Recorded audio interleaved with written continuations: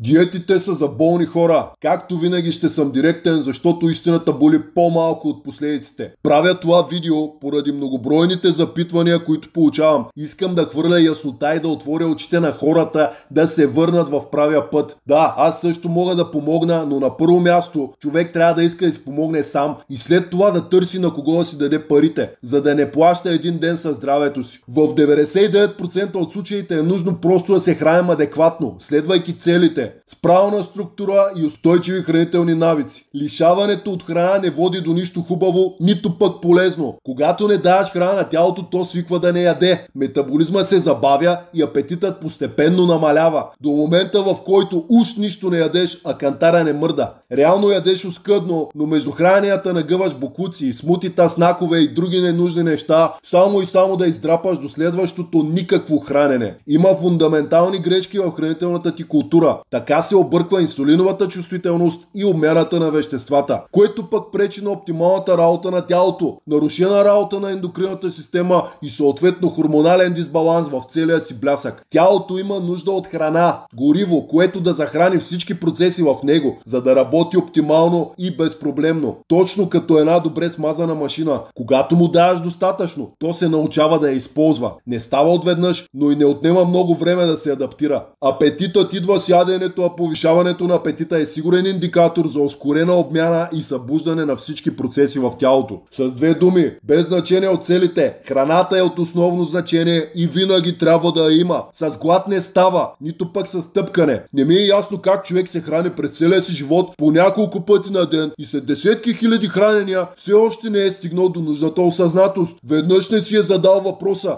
абе, това, което ям, какво ми дава? Нужно ли ми е? Защо това се води полезно, а пък онова вредно? Не, най-лесно да се тъпче като прасе в кочина и да живее като кон с капаци. Пълна олигофрения. Хората са станали по-дебели от прасетата. Дори наскоро го даваха по новините. Загледайте се за момент с какви хора се разминавате по улиците. Деца, майки и бащи. Толкова сте свикнали с тази гледка, че сте я приели за нещо нормално. Ударили сме дъното и тепърва ще берем прогнилите плодове на собствената си немърливост.